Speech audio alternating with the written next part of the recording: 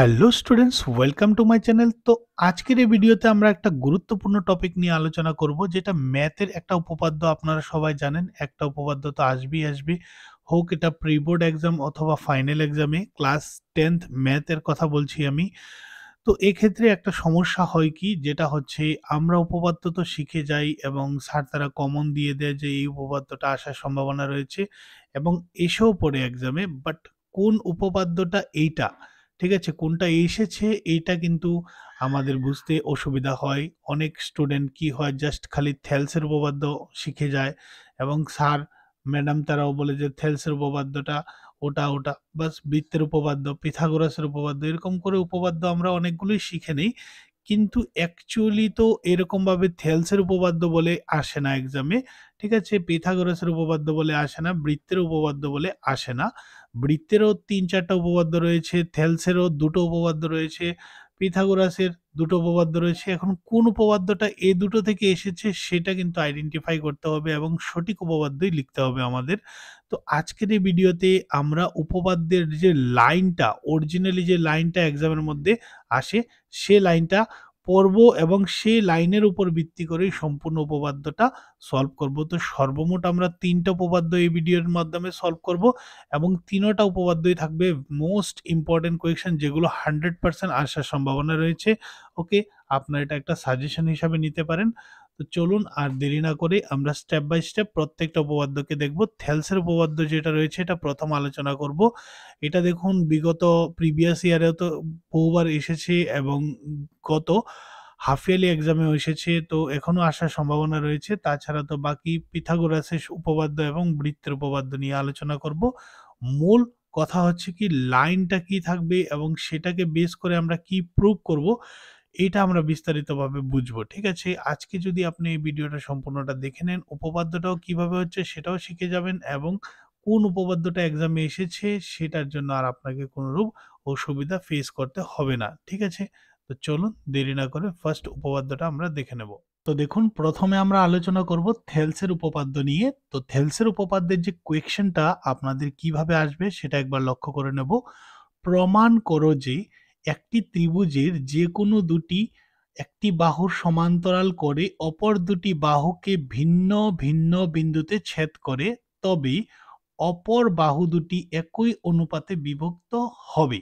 ওকে, তো এটা আসবে আপনাদের প্রশ্ন। তো এখানে আমরা একটা ত্রিভুজ এঁকে নিয়েছি আগে থেকে, যাতে সময়টা একটু কম লেগে যায়।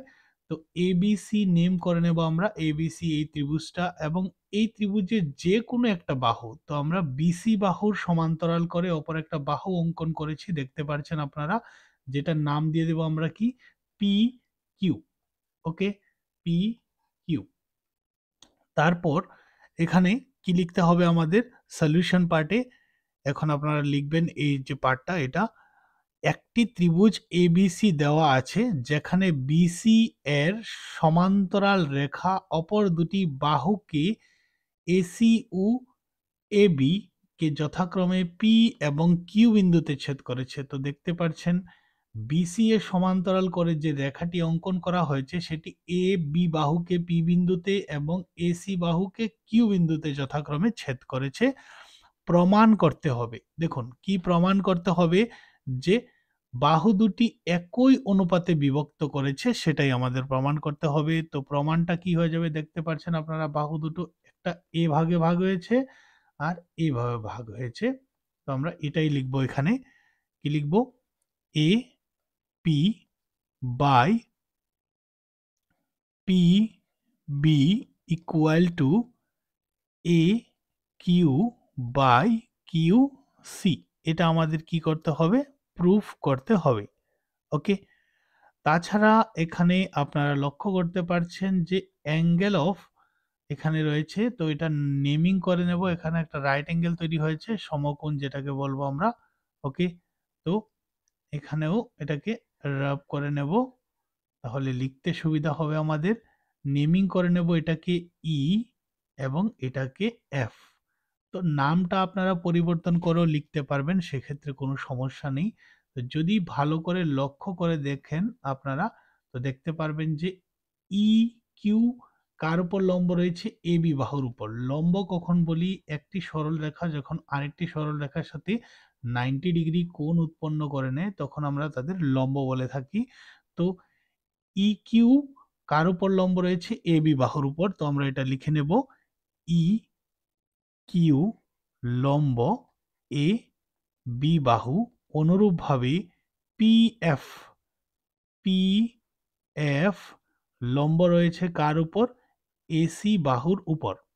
ওকে, এবং কি করেছি আমরা? বির সাথে কিউ কে যুক্ত করেছি এবং পির সাথে সি কে যুক্ত করে নিয়েছি। এখন আমরা চলে যাব আমাদের প্রমাণে। প্রমাণ। তো প্রমাণে আপনারা কি লিখবেন? একটা ত্রিভুজ দেখতে পাচ্ছেন এখানে এ পি কিউ। ওকে, তো এই ত্রিভুজটার ক্ষেত্রেই আমরা কাজ করব। ত্রিভুজ এ পি কিউ এর ক্ষেত্রে কি লিখতে পারবো? ক্ষেত্রফল যদি লিখি আমরা, বেসিক্যালি যে কোনো ত্রিভুজের ক্ষেত্রফলের ফর্মুলা হচ্ছে হাফ ইন্টু ভূমি ইন্টু উচ্চতা। তো এক্ষেত্রে যদি আমরা দেখি, তো যেহেতু এটা লম্ব, ঠিক আছে, কোন বাহুর উপর? এপি বাহুর উপর, তাহলে এপি হয়ে যাবে ভূমি আর ইকিউ হয়ে যাবে লম্ব। তো আমরা লিখে নেব হাফ ইন্টু ভূমি। ভূমি কত লিখবো? এপি ইন্টু উচ্চতা হয়ে যাবে ই কিউ। ক্লিয়ার সবাই? তারপর অনুরূপভাবে সেম ত্রিভুজের ক্ষেত্রেই ক্ষেত্রফল বের করব, কিন্তু এবার কি করব? পি এফ কে আমরা লম্ব ধরবো, তাহলে ভূমি হয়ে যাবে কি? এ কিউ। দেখতেই পাচ্ছেন আপনারা, পি এফ এর উপর, এফ কার উপর লম্ব রয়েছে? এ কিউর উপর। তো লিখে নেব হাফ ইন্টু ভূমি এবার হয়ে যাবে এ কিউ এবং উচ্চতা হয়ে যাবে কি? P F. ওকে, তো এটা আমাদের কমপ্লিট হয়ে গেছে।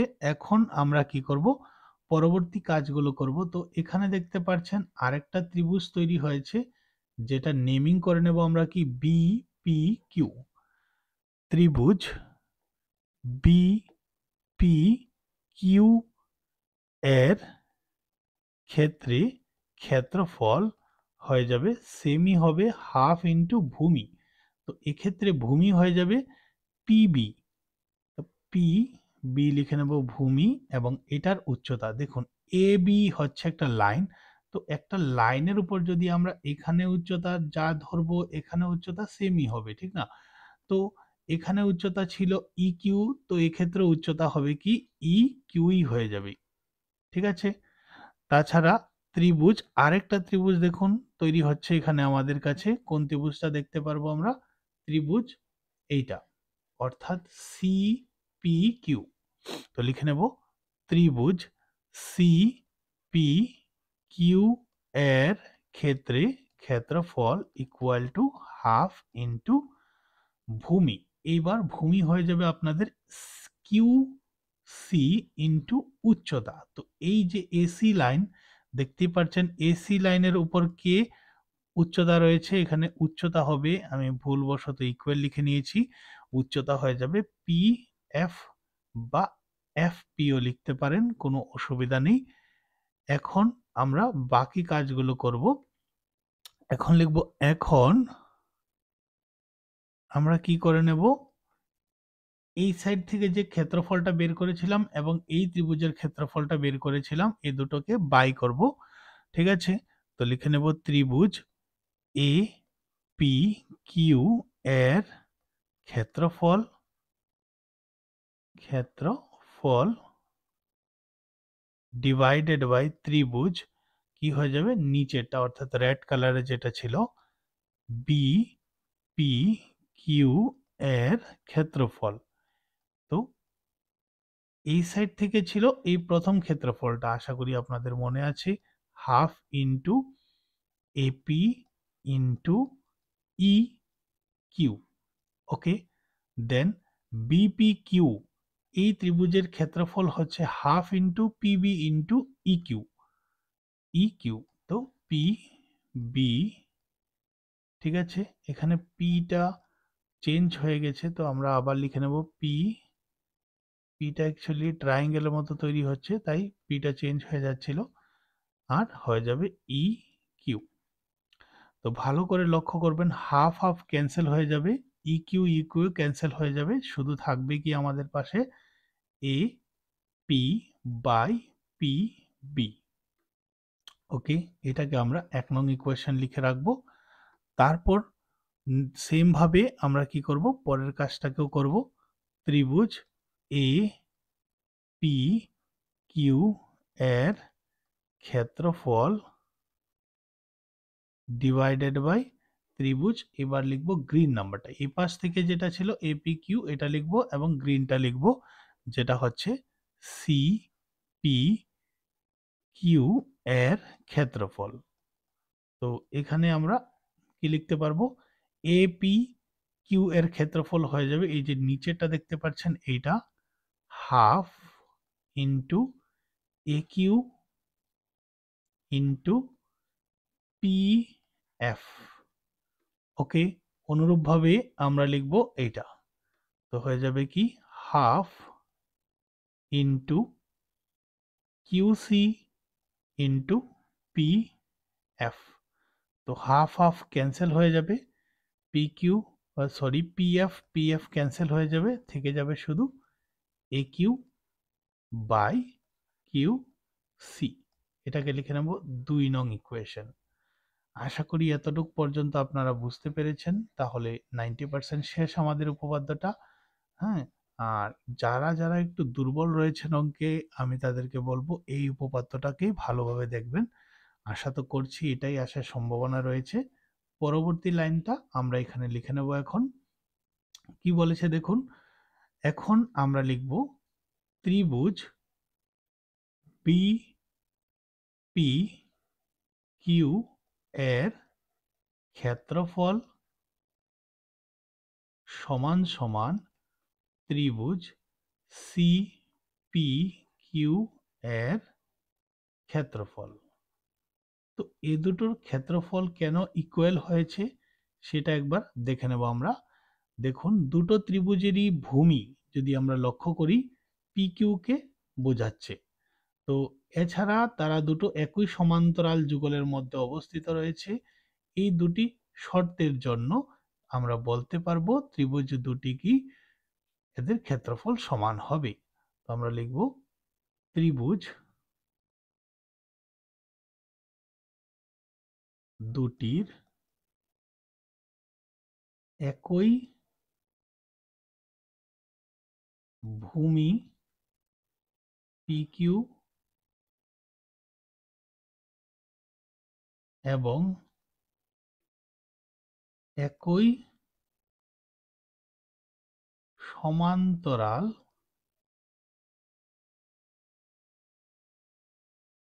যুগলে অবস্থিত। ওকে, তো সেই অর্থে আমরা বলতে পারছি যে এই দুটো ত্রিভুজের ক্ষেত্রফলই ইকুয়াল। তো এই দুটো ত্রিভুজের ক্ষেত্রফল যদি ইকুয়াল হয় তাহলে আমরা লিখে নেব 1 নং ও 2 নং থেকে পাই। তো 1 নং এ কি ছিল, AP by PB equal to হয়ে যাবে এ কিউ বাই কিউসি, যেটা আমাদের প্রুফ ছিল। ঠিক আছে, আশা করি আপনারা বুঝতে পেরেছেন। এতটুকু যদি আপনারা কমপ্লিটলি লিখতে পারেন তাহলে 4 মার্কস পেয়ে যাবেন, এবং এটা আসার তো খুবই প্রবল সম্ভাবনা রয়েছে। তাছাড়া বাকি পরবর্তী দুটো আমরা দেখে নেব, কারণ হচ্ছে কি যদি আপনারা এই 3টি উপপাদ্যই দেখে নেন তাহলে আর কোনো সমস্যাই হবে না, 4 মার্কস তো পাবেনই পাবেন। ঠিক আছে, তো দেখে নেব পরবর্তী উপপাদ্যটা। এখন আমরা আলোচনা করব পিথাগোরাসের যে উপপাদ্যটা রয়েছে এবং কোয়েকশনটা কিভাবে আসবে। প্রমাণ করো যে কোনো সমকোণী ত্রিভুজের ও ত্রিভুজের বর্গ উহার দুটি অপর দুটি বাহুর বর্গের সমষ্টির সমান। ঠিক আছে, এখানে অপর হবে, অপর বাহু দুটির বর্গের সমষ্টির সমান। তো এটা আমরা বহুবারই আগেও পড়েছি যে লম্ব স্কয়ার প্লাস ভূমি স্কয়ার ইকুয়াল টু কি হয়ে যায়, অতিভুজ স্কয়ার। আপনারা তো জানেনই, এই সূত্রের আমরা বহু জায়গাতেও প্রয়োগ করেছি এবং সেই সূত্রটাকেই আজকে প্রতিষ্ঠান করব। ঠিক আছে? তো এরকম যদি কোয়েকশনটা আসে তো অবশ্যই আপনারা কি করবেন, এরকম ভাবে একটা ত্রিভুজ অঙ্কন করবেন এবং নাম দিয়ে দেবেন আপনার অ্যাকর্ডিংলি, কোনো পরিবর্তন করে দিলেও হবে বা এরকম ভাবে দিলেও হবে। তো এখানে আমরা লিখে নিয়েছি, মনে করি এবিসি একটি সমকোণী ত্রিভুজ যার বি তে সমকোণ, অর্থাৎ যে বি তে কোণটা হচ্ছে এটা কত ডিগ্রি, 90 ডিগ্রি। তো বি হচ্ছে সবচেয়ে বড় কোণ, তার অপোজিটে বাহু কাকে দেখাচ্ছে, এসি কে। তাহলে এসি হয়ে যাবে সবচেয়ে বড় বাহু, অর্থাৎ ও ত্রিভুজ। তো এসি স্কোয়ার ইকুয়াল টু কি লিখে নেব আমরা, লম্ব স্কোয়ার। তো লম্ব এখানে আপনারা এটাকে ধরুন, কোনো সমস্যা নেই। তো লম্ব ধরে নিই আমরা A B square plus B C square. Sorry, এখানে ভুল লিখে নিয়েছি আমি। হ্যাঁ, এখানে হয়ে যাবে, হ্যাঁ বি সি স্কোয়ারই হবে, ভুল লিখিনি, ঠিকই ছিল। ক্লিয়ার সবাই? তো এখন আমরা এটাকে প্রুভ করব। তাছাড়া দেখুন এখানে আমরা কি করেছি, বিডি লম্ব, বিডি লম্ব অঙ্কন করেছি আমরা কার সাথে, এসির সাথে। বিডি এসির উপর লম্ব রয়েছে। ক্লিয়ার সবাই? তো এখন আমরা চলে যাব আমাদের প্রমাণে। প্রমাণ খুবই সহজ এটার ক্ষেত্রে। দেখুন এখানে একটা ত্রিভুজ দেখতে পাচ্ছেন, ছোট ত্রিভুজ, যেটার নাম হয়ে যাবে কি, এ ডি বি। ওকে। আর এখানে বড় একটা ত্রিভুজ দেখতে পাচ্ছেন আপনারা, এ বি সি। এই দুটো ত্রিভুজকে আমরা সদৃশ্য প্রুভ করব। তো লিখে নেব ত্রিভুজ এ বি সি ও ত্রিভুজ এ ডি বি এর ক্ষেত্রে, এই দুটো ত্রিভুজের ক্ষেত্রে কি কি ইকুয়াল রয়েছে। দেখুন বড় ত্রিভুজটারও একটা বাহু রয়েছে কি, এবি। ঠিক আছে? এবং ছোট ত্রিভুজের ক্ষেত্রে একটা বাহু এবি রয়েছে। তো আমরা এবি ইকুয়াল টু এবি লিখতে পারবো। আর কেন হয়েছে এটা ইকুয়াল, সাধারণ বাহু, কারণ দুটোটাতেই রয়েছে, এটাও লিখে নেবেন পাশাপাশি। তাছাড়া দেখুন angle of A B C, angle of A B C কাকে বোঝাচ্ছে, সমকোণকে।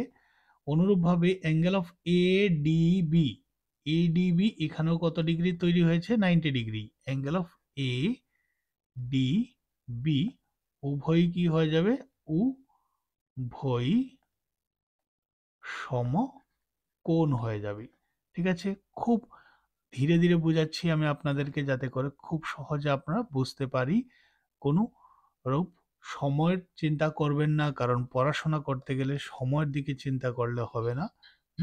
তো আমরা লিখে নেব এখন, সুতরাং ত্রিভুজ এ বি সি সদৃশ্য হয়ে যাবে ত্রিভুজ এ ডি বির সাথে।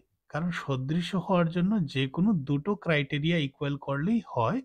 তো আমরা এখানে সাইড অ্যাঙ্গেল বা অ্যাঙ্গেল সাইড যেটাই লিখতে পারেন আপনারা, দেখাতে পেরেছি। সেই অর্থে এই দুটো ত্রিভুজ সদৃশ্য। ওকে। তো ত্রিভুজ দুটো যদি সদৃশ্য হয়, তো সদৃশ্যতার একটা ফর্মুলা হচ্ছে কি, তাদের অনুরূপ বাহুগুলি কি হয়, সমানুপাতে থাকে বা অনুপাতে থাকে।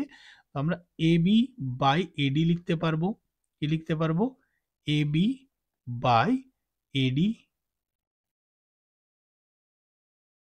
ইকুয়াল টু কি লিখে নেব, AC, A C by AB লিখে নেব। ওকে। আশা করি আপনারা বুঝতে পেরেছেন। সমানুপাতের যে উপপাদ্যটা, এটা দেখলে আরো ক্লিয়ার হয়ে যাবে কিভাবে এটা আসে, সেখানে প্রুফ রয়েছে। তো এখন যদি আমরা কোনাকুনি গুণ করি, তাহলে এবি মাল্টিপ্লাই এবি কত হয়ে যাবে আমাদের, AB square equal to A D dot AC, A D dot AC লিখে নেব। এটা হয়ে যাবে আমাদের 1 নং সমীকরণ। অনুরূপভাবেই আমরা এখন কি করব, এটাকে রাব করে দেব এবং কি করব, এখন এই পাশ থেকে, অর্থাৎ এই ত্রিভুজটার সাথে সম্পূর্ণ ত্রিভুজটার বড় ত্রিভুজটাকে সদৃশ্য দেখাবো আগেরটার মতোই। তো লিখে নেব ত্রিভুজ এবং লিখে শুরু করব ত্রিভুজ। এখন হয়ে যাবে সি বি এ ও ত্রিভুজ সি ডি এ এর ক্ষেত্রে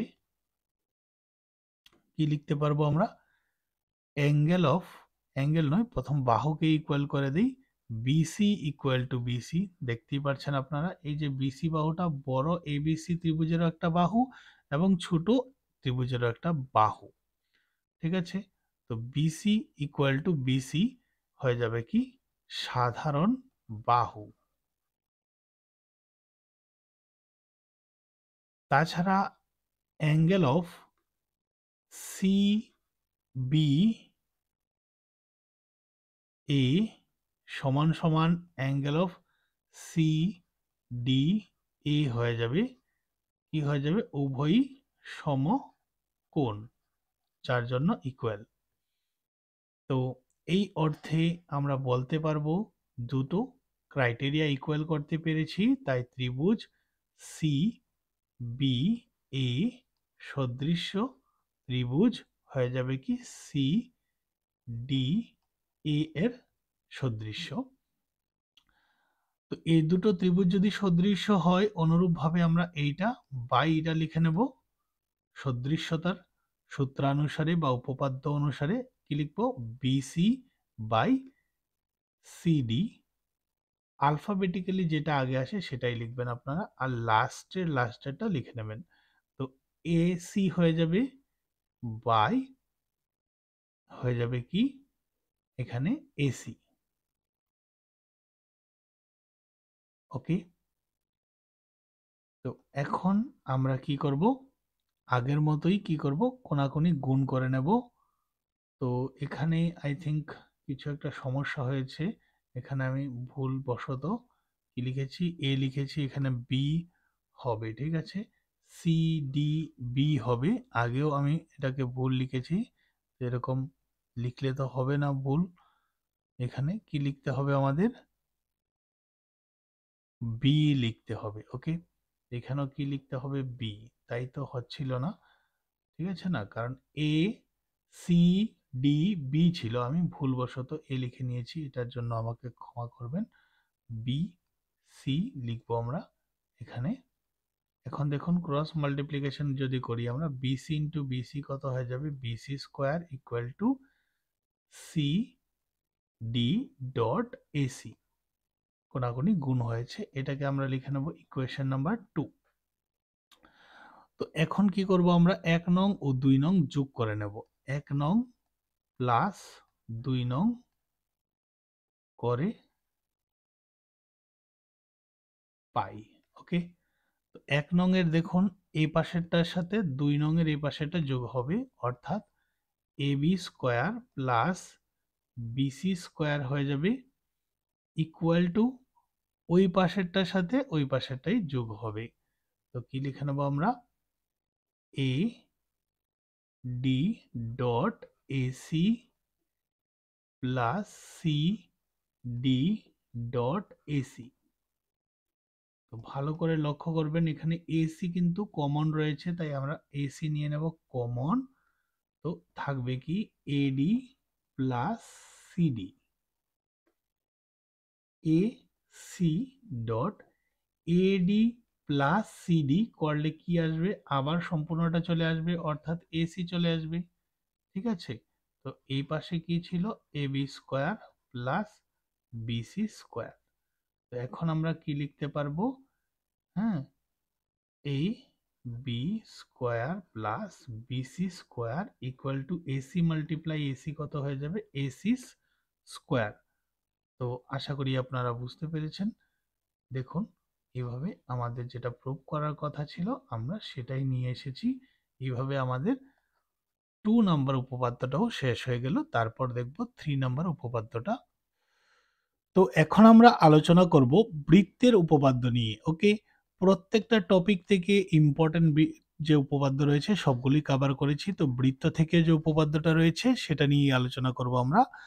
তো কোয়েশ্চেনটা আপনাদের কাছে কিরকম আসতে পারে? প্রমাণ করো যে বহিস্থ কোনো বিন্দু থেকে বৃত্তের উপর অঙ্কিত স্পর্শক দ্বয়ের দৈর্ঘ্যগুলো সমান। স্পর্শকগুলোর দৈর্ঘ্য সমান, একই কথা হবে।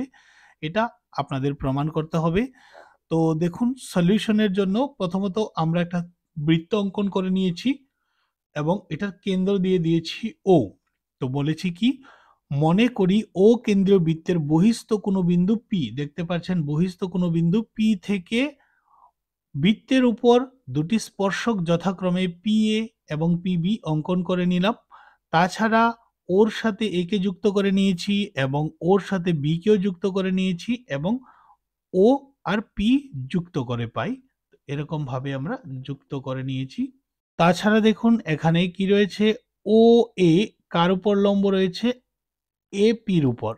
এটা আরেকটা উপপাদ্য রয়েছে যে বৃত্তের কেন্দ্র থেকে বৃত্তের স্পর্শকের সাথে কি করে, সমকোণ তৈরি করে, অর্থাৎ 90 ডিগ্রি কোণ তৈরি হয়ে যায়।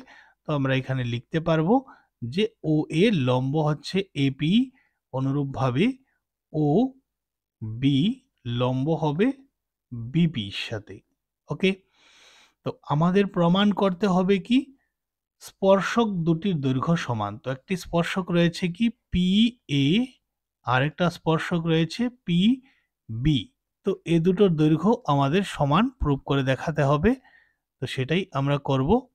ওকে, তো এখানে পিটা নিয়ে একটু সমস্যা হয়ে যায়, এটা বারবার চেঞ্জ হয়ে একটা সমকোণী ত্রিভুজের রূপ ধারণ করে নেয়। চলুন, তো আর কোনো সমস্যা নেই। এখন আমরা চলে যাব প্রমাণে। প্রমাণের ক্ষেত্রে কি দেখব, দেখুন এখানে দুটো ত্রিভুজ রয়েছে। একটা ত্রিভুজ তো আপনারা দেখতে পাচ্ছেন আমি শেড করে দিয়েছি এবং অপরটা হোয়াইট পোর্শনে রয়েছে। তো একটা ত্রিভুজ হচ্ছে এ ও পি এবং অপর একটা ত্রিভুজ হচ্ছে বি ও পি। এই দুটো ত্রিভুজকে আমরা কি করব, প্রথমত সর্বসম প্রুভ করব। খুব সহজ কিন্তু। ত্রিভুজ এ ও পি ও ত্রিভুজ কি লিখে নেব, বি ও পি এর ক্ষেত্রে, এই দুটো ত্রিভুজের ক্ষেত্রে দেখুন কি কি ইকুয়াল হয়ে যাবে, ও এ সমান সমান ও বি হয়ে যাবে। ও এ এবং ও বি কি, এই বৃত্তের কি ব্যাসার্ধ। তো আমরা লিখতে পারবো একই বৃত্তের ব্যাসার্ধ, তাই এ দুটো সমান। তাছাড়া দেখতে পাচ্ছেন আপনারা ওপি, ওপি যে বাহুটা রয়েছে এটা এই ত্রিভুজেরও বাহু এবং এই ত্রিভুজেরও বাহু। তো একবার ওই ত্রিভুজের জন্য লিখব এবং আরেকবার ওই ত্রিভুজের জন্য লিখব। কি হয়ে যাবে, এটাকে লিখে নেব আমরা কি, সাধারণ বাহু। ওকে, তাছাড়া দেখুন এখানে কি বলেছিলাম আমরা, যে ও এ পি হচ্ছে কি সমকোণ, তাছাড়া ও বি পি কি হয়ে যাবে, সমকোণী হয়ে যাবে। লিখে নেব ও এ পি সমান সমান হয়ে যাবে ও বি পি। কেন, কারণ উভয়ই উভয়ই সমকোণ, উভয়ই 90 ডিগ্রি ফর্ম করছে, তাই লিখে নেব। তো দেখুন তিনটি ক্রাইটেরিয়া আমরা ইকুয়াল করতে পেরেছি এই দুটো ত্রিভুজের ক্ষেত্রে। তো আমরা বলতে পারবো ত্রিভুজ এ ও পি সর্বসম ত্রিভুজ পি ও পি। ওকে, তো এখানে আমরা কিসের জন্য সর্বসম বলেছি, দুটো সাইড এবং একটা কোণ, তাহলে সাইড অ্যাঙ্গেল সাইড প্রপার্টি লিখে নেব। ওকে, দেন যেহেতু এই দুটো ত্রিভুজ সর্বসম রয়েছে, তাহলে এই ত্রিভুজের এই বাহুটা এবং এই ত্রিভুজের এই বাহুটা তো অনুরূপ বাহু। আমরা বলতে পারবো তবে পি এ সমান সমান পি বি হয়ে যাবে। ঠিক আছে, এই পি কে নিয়ে তো খুব সমস্যায় পড়েছি আমি। ঠিক আছে, আর বাই সিপি সিটি লিখে নেবেন। ঠিক আছে, দুটো ত্রিভুজ সর্বসম হওয়ার কারণেই এই দুটো বাহু সমান হয়েছে। সিপি সিটির ফুল ফর্ম হচ্ছে corresponding parts of congruent triangle. তো আমাদের যেটা প্রুফ ছিল আমরা সেটা প্রুফটা করে নিয়েছি, অবশ্যই আপনারা বুঝতে পেরেছেন। তো এইভাবে আমার আজকের যে ইম্পর্টেন্ট উপপাদ্যের যে সেশনটা ছিল সেটা শেষ হয়ে গেছে। আগামী যে ভিডিওটা হবে সেটা হবে √3 √5 একটি অমূলদ সংখ্যা। তো এই ভিডিওটা অবশ্যই দেখবেন, কারণ আপনারা জানেন এই কোয়েকশনগুলি জেনুইন কোয়েকশন রয়েছে, আসার সম্ভাবনা 99 বা 99% অ্যাবাভ। ঠিক আছে? তো অবশ্যই প্রত্যেকটা কোয়েকশনেরই সলিউশন দেখবেন এবং ৩ টা উপপাদ্যই আমি বলব আপনাদের করে যাবেন, তাহলে 100 এ 100% সিউর আপনারা কমন পেয়েই যাবেন। তো দেখা হবে নতুন একটা ভিডিওতে।